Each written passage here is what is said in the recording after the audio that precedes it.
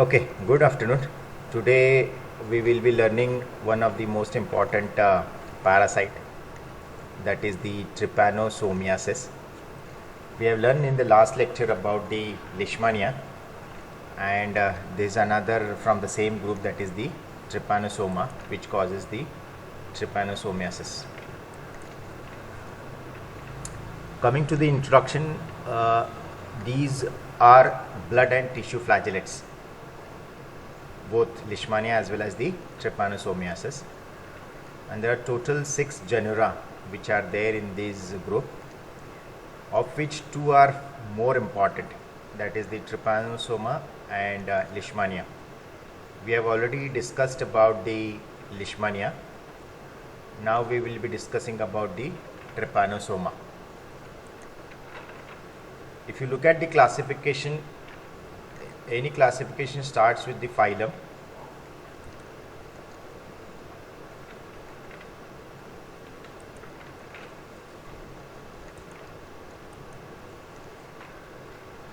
Starts with the phylum, that is Sarcomastigophora. Then it is the subphylum Mastigophora. Then followed by the class, order, family, and then genera.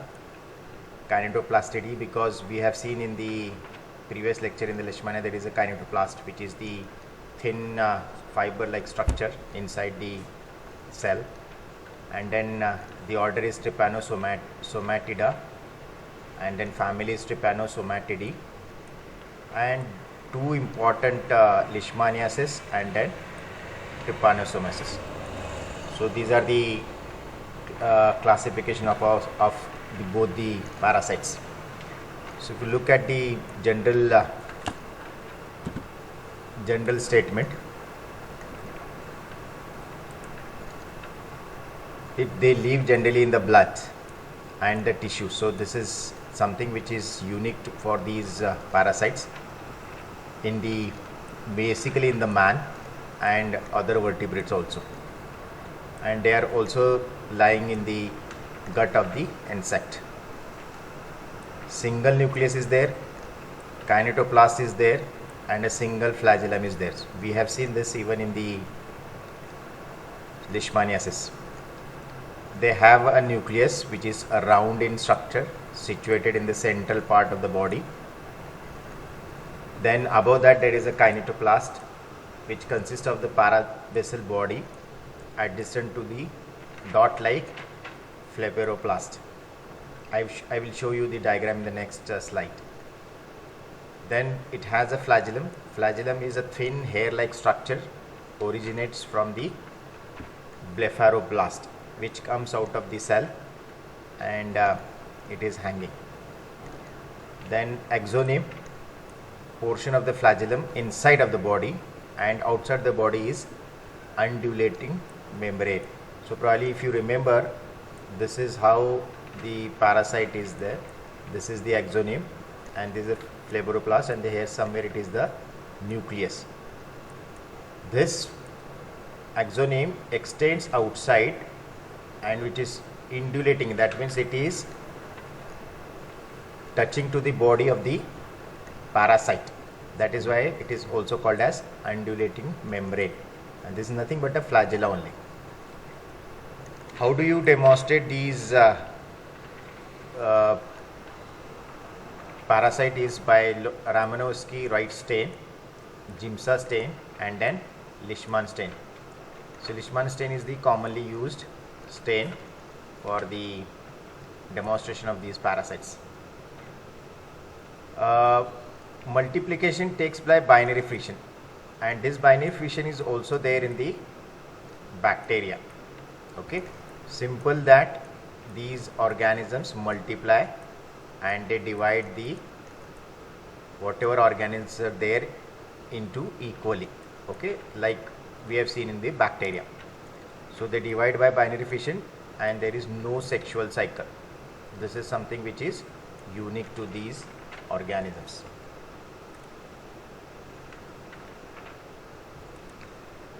Trypanosomiasis is believed to have existing in tropical Africa. We don't find in India these parasites. But there was one case several years back from the Nagpur in India, in Maharashtra, where the trypanosomiasis was detected by a technician from a government medical college, Nagpur. And that was a very unique case, and no one knows how it came to India, and there was no travel history by that farmer who had been infected with the trypanosomiasis. But usually in India we don't find these cases, trypanosomiasis. We don't find these cases because we don't have the vector in our country. It was first isolated from a blood of a steamboat captain in 1901. Dutton proposed the name. He is the one who has proposed the name Trypanosoma gambiense. So this is the genera and this is the species. They live in the man and some of the other vertebrates. They generally infect connective tissues where they multiply and then invade regional lymph nodes and then travel to the lymphatic system, venous system, blood, and then finally reaches to the central nervous system. So this is their final destination. If you look at the disease caused by this trypanosomia, there are two species. One is the gambiense and the second one is the rhodesiense. They generally cause the African trypanosomiasis. So this is the disease name of the disease, which is caused by the trypanosoma. This is how it appears. You can see here, and you can see here that flagella is still attached to the body from outside. Of course, this is what is called as undulating membrane. Okay, now coming to the life cycle of the trypanosoma. This has been taken from the CDC website, Center for Disease Control. Here, if you remember, there it was a sandfly. Here it is a sassafly. Okay, the sassafly takes a blood meal. It injects the metacyclic trypanomastigotes. Okay, then starts the human stages. Once the sassafly takes up the blood meal, which has got the trypanomastigotes, will be injected into the humans. So it is injected into a metacyclic trypanomastigotes, which transform into a bloodstream trypanomastigotes, which are carried to the other sites. So these trypanomastigotes multiply by binary fission.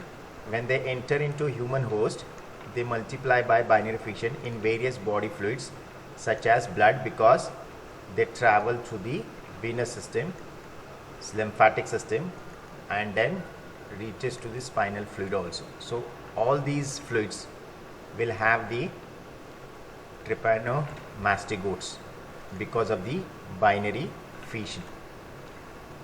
Then these are the trypanomastigotes in blood now, and now these trypanomastigotes, when the sassafly bites to the humans, these trypanomastigotes will be taken up by the sassafly.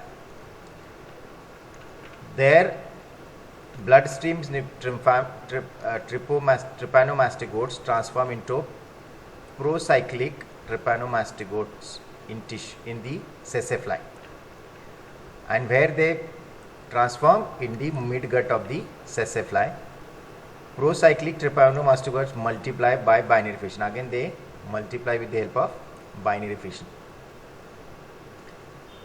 These procyclic trypanomastigotes leave the midgut and transform into a epimastigotes.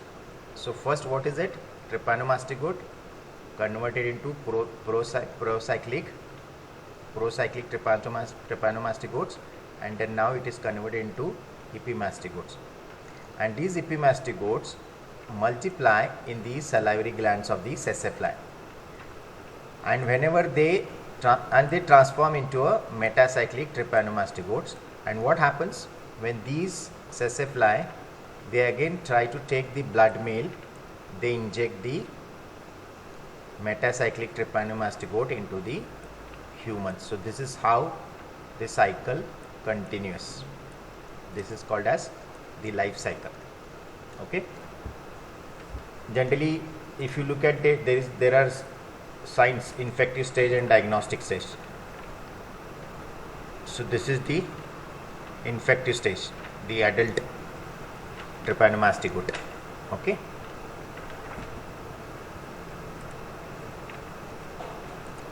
Now, already we have seen in the previous slide the life cycle of the trypanomastoid, trypanosoma.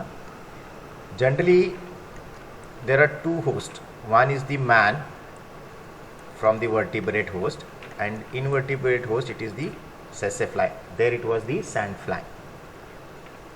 An infective form of the trypanosoma includes the metacyclic trypanomastoid forms. So this is the infective form, and then mode of transmission is always bite of a sassafly. Whenever there is a bite of a sassafly, that is why this infection is not there. We don't find this fly in our country, sassafly. So if the second host is not there, the life cycle won't happen. But how that Nagpur case had occurred, still it is not known. Then man is the reservoir. So metacyclic stage are inoculated in man through the skin when infected sassafly takes a blood meal.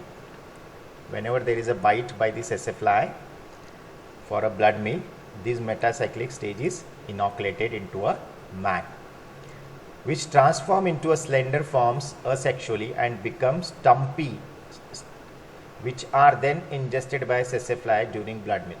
So very simple life cycle is there, from the sassafly to the man, again back to the sassafly, and then back to the humans, vertebrates. These then migrate to salivary glands in the sassafly, where they develop into a epimastigotes and eventually transform into a metacyclic trypanomastoids, and it requires almost 2 months, 25 to 50 days. This is the sassafly, which is scientific name is Glossina. This is the sassafly. And if you look at the blood picture, these are the RBCs. If you look at the blood picture, you can see the trypanosoma adult parasite flagellated, and you can see here the undulated membrane, that is flagella extended outside the body. Okay, this is the promastigode. You can see here very clearly. This is the Lisman stain.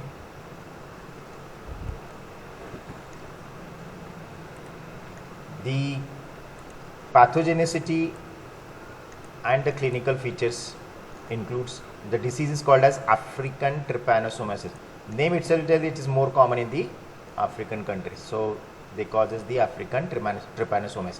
So you need to remember, this can come as a MCQ. Okay, remember this. Illness if chronic and persists for many years. It is a chronic infection, and it remains for quite long time. A painless chancre appears on the skin. Chancre, you might have heard this word even in the syphilis, okay, which is painless actually. And a painful chancre is in the Haemophilus ducrei infection, which is a sexually transmitted disease. This is the ulcer actually.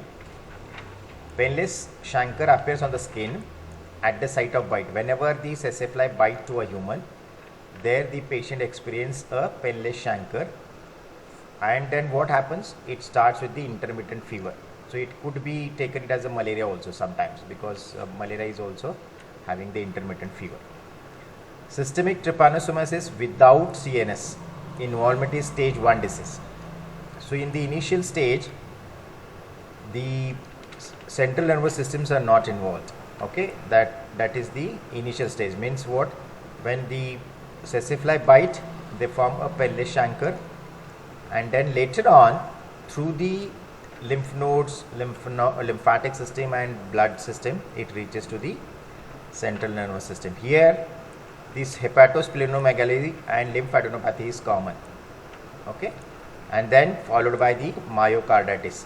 It reaches to the heart also and infect the heart, and develops frequently in this stage of the disease And also then hematological manifestations seen including anemia. Anemia is seen in these patients. Moderate leukocytosis is again one of the clinical feature, and then thrombocytopenia, and there is a high level of IgM. IgM suggests that the infection is right now there in the patient body. And stage 2 is involvement of the central nervous system.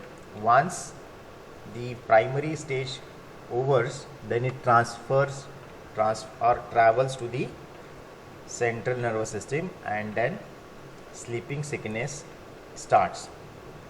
How it is notified? It is marked with the headache, mental dullness, apathy, may be followed by coma and sometime death. So it could be fatal.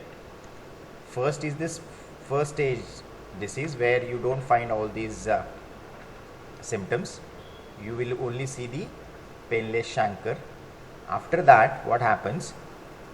The promastigote will travel to the lymph node, and then to the blood system, lymphatic system, and then it reaches to the central nervous system. And because of that, the patient starts experiencing the headache, mental dullness, apathy, and then it may go into a coma, and finally death. The laboratory diagnosis is detection of the promastigote, and this is very important. When you want to detect the trypanosomiasis in the patient, you have to collect the blood sample, and first and foremost is the microscopy. You have to do the Giemsa stain or Leishman stain or Romanowski stain to find out the promastigote, which has got the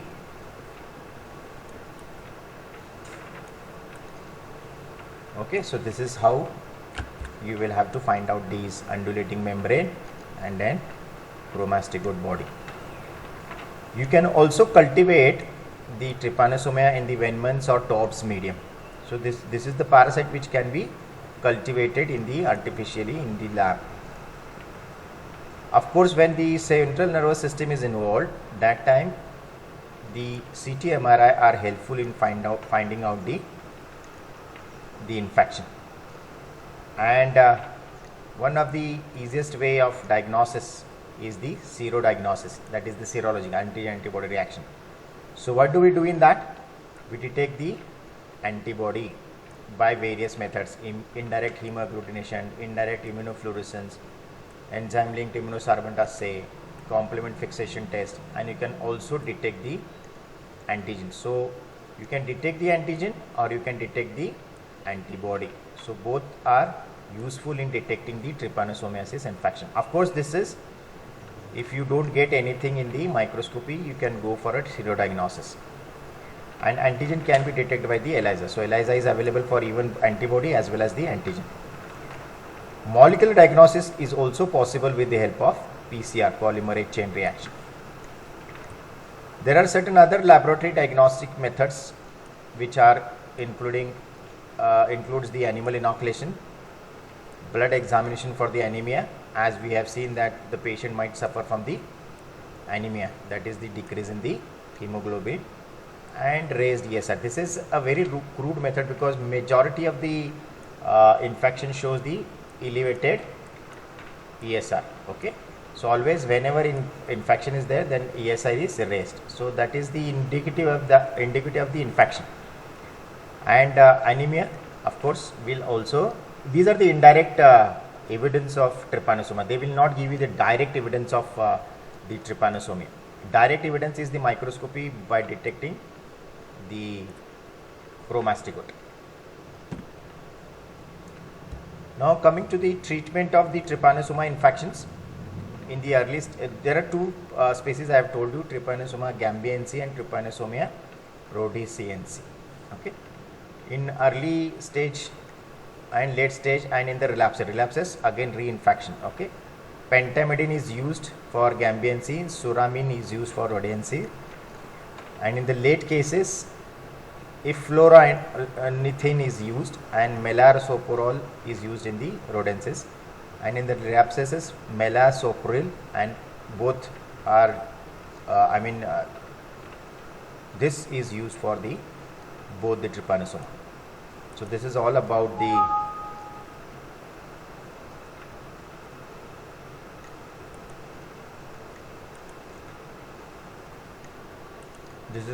the trypanosomiasis. I think I have done. Probably if you have seen, there is only one difference between the leishmania and the trypanosomia, is that leishmania causes the kala azar and trypanosomia causes the sleeping sickness, African trypanosomiasis. And what you need to know is, there it is the sandfly, here it is the sassafly, and amastigote, promastigote are there, binary fission is there. Very simple way of remembering both the parasites. If you do one and if you remember the vector, intermediate host, then you will be able to write both the life cycles of the organisms. So I am done. That's why I told you it was a very small topic. So and on Monday we will be meeting at 10:30, because we come here at 10 o'clock now. 10 o'clock, of course, not 10:30, 10 to 10:30. 10:30 they will be taking the practical. Okay, thank you. I'm done. Thank you, sir. Okay. Tithi, I'm done. Thank you, sir. Okay. Yes, sir. Thank you, sir. Okay, bye-bye.